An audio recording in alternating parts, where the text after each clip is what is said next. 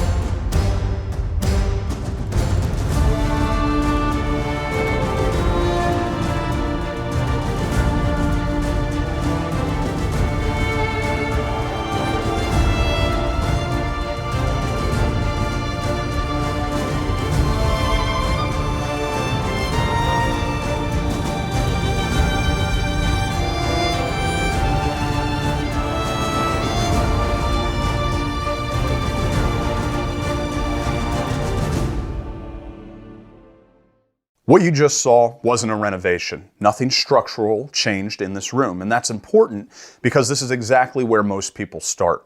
This was the space originally. It was clean, it was neutral, but it was bland. It's 19 by 16 feet and it has a small bump out by the patio doors. There's beige carpet, soft walls, recessed lighting. It was all functionally fine, but there was nothing there. There was no weight, no individuality. It was a room without purpose. Now, that's the part many people don't recognize. Their room is not bad necessarily. They just have a room that says nothing.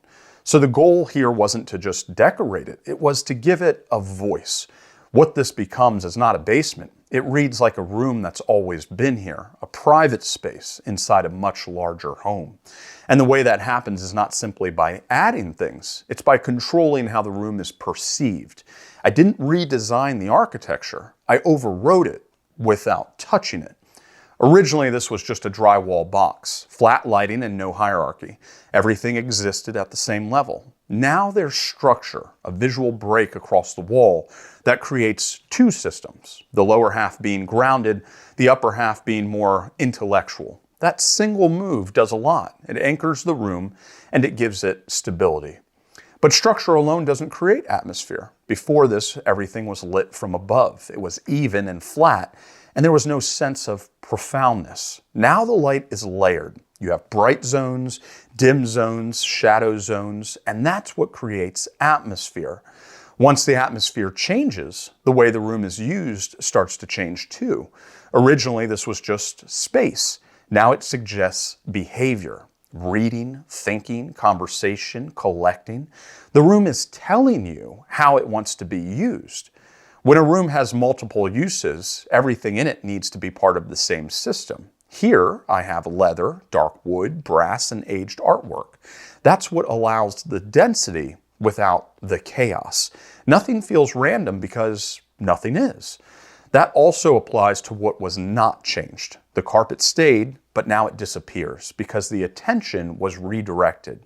That's the difference. This isn't just masculine design, it's more specific than that. This is a traditional English gentleman's study with darker academic undertones. It has a clear style identity, and that's what gives it authority as well as believability. As you can see, there's a lot in this room, and normally that would fall apart, but this doesn't because it's not decorative density, it's identity density. Everything points back to the same ideas: curiosity, history, discipline, refinement. So instead of feeling cluttered, it feels complete. The room continues to hold up when you move closer as well. Each area stands on its own, but still speaks the same language. And that's not accidental. Every surface is built the same way. One lead piece, supporting elements around it. Nothing is stacked. Everything is assigned. The materials repeat, but never in the exact same way. So it feels consistent without feeling forced.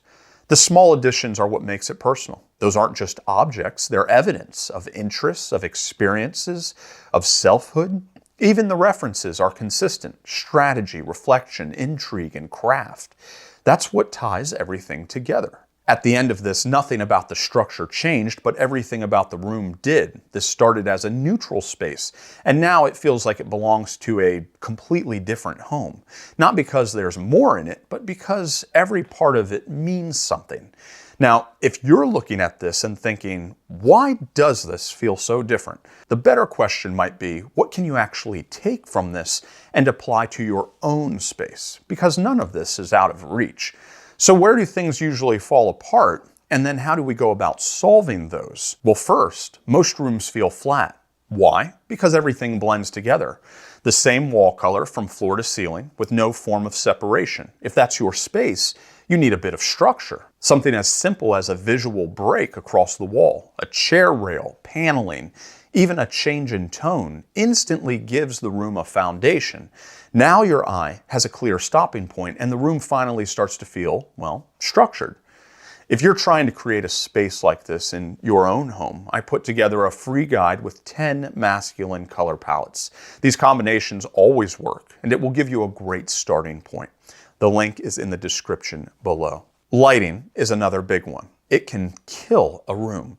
Most people rely entirely on overhead lights, and the moment everything is evenly lit, the room loses richness. Try this instead. Turn off your overhead lights, add 2 or 3 lamps at eye level. Their height does not need to match perfectly, just keep them around eye level. Immediately, you'll create contrast. Light where you want attention, shadow where you want depth.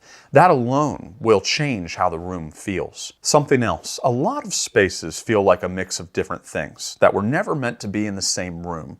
Not because the pieces are wrong individually, but because they don't relate to each other. So how do you fix that? Pick a tight material palette and repeat it. In this case, it's leather, dark wood, and brass. You don't need more variety. You need consistency. When materials repeat across the room, everything starts to feel connected without looking staged. Next is going to be random decor. Rooms often fall apart when it comes to objects because people tend to fill space instead of choosing what belongs there. If an object is in your room, it should represent something, an interest, a reference, a part of your life. Otherwise, it reads as meaningless decoration. When objects have purpose or story, the room stops feeling styled and starts feeling lived in. The next issue is when people try to add more and then create a mess. You can have a lot in a room and it still feel controlled. The difference is how it's placed. Instead of stacking objects endlessly, build each surface the same way. One main piece and then a few supporting elements. Then stop. That creates hierarchy and it gives each area a clear focal point. So even with more in the room, it never feels overwhelming. Lastly is an undefined room. If a room feels like it has no purpose, it's usually because nothing in it suggests one. Every space should imply a behavior, a chair that invites you to sit and read, a desk that suggests focus, a corner that feels like a place to slow down. You don't need to label it. The room should communicate it.